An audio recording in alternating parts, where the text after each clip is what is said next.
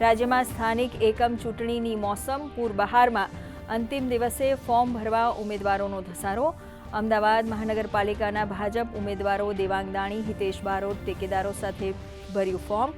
આણંદ મહાનગરપાલિકાના 52 ઉમેદવારોએ ફોર્મ ભરતા પહેલા સમર્થકો સાથે કર્યું શક્તિ પ્રદર્શન। સ્થાનિક એકમની ચૂંટણીમાં મતદારોનો વિશ્વાસ જીતવા કોંગ્રેસ અને આપે પણ કસી કમર। રાજપીપળા નગરપાલિકા તેમજ નાંદોદ તાલુકા પંચાયતમાં આમ આદમી પાર્ટીના ઉમેદવારોએ સમર્થકો સાથે કાઢી રેલી। રાજકોટમાં આરજે આભા અને ભાર્ગવીબા ગોહિલે પણ કોંગ્રેસ તરફથી ભર્યું નામાંકન।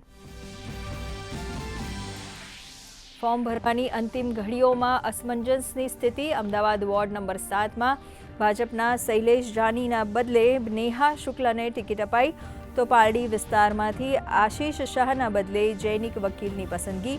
ટિકિટ ફાળવણી બાદ અનેક બેઠકો પર વિરોધનો વંટોળ।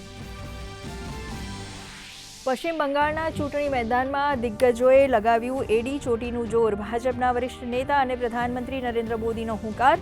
કહ્યું, આ ચૂંટણી બંગાળની અસ્મિતા અને ઓળખને બચાવવા માટેની। ઘૂસણખોરી મુદ્દે અમિત શાહના આકરા પ્રહાર, તો ટીએમસી સાંસદ અભિષેક બેનર્જીએ સંબોધી જનસભા।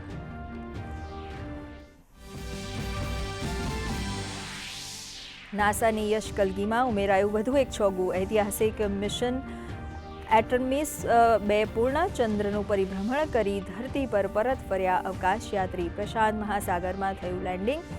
આર્ટેમિસ 2એ તોડ્યો અપોલો 13નો રેકોર્ડ।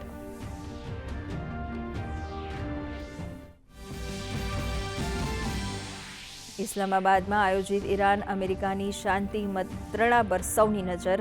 બંને દેશના પ્રતિનિધિઓનું આગમન। 6 સપ્તાહથી ચાલી રહેલ સંઘર્ષને અટકાવવા અને શાંતિ વિરામ પર થશે વાતચીત। શાંતિ મંત્રણા પહેલા ટ્રમ્પનું નિવેદન, અમેરિકા કોઈ પણ ભોગે ખોલશે હોર્મુઝ જળમાર્ગ।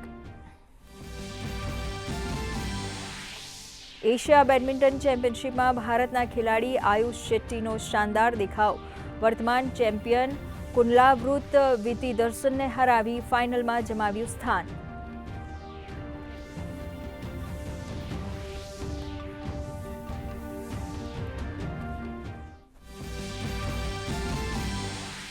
આઈપીએલમાં આજે ડબલ હેડરનો રોમાંચ। સનરાઇઝર્સ હૈદરાબાદ સામેની મેચમાં પંજાબ કિંગ્સે ટોસ જીતી પસંદ કરી ફિલ્ડિંગ, તો સાંજે ચેન્નઈ સુપર કિંગ્સ અને દિલ્હી કેપિટલ્સ વચ્ચે રમાશે બીજી મેચ।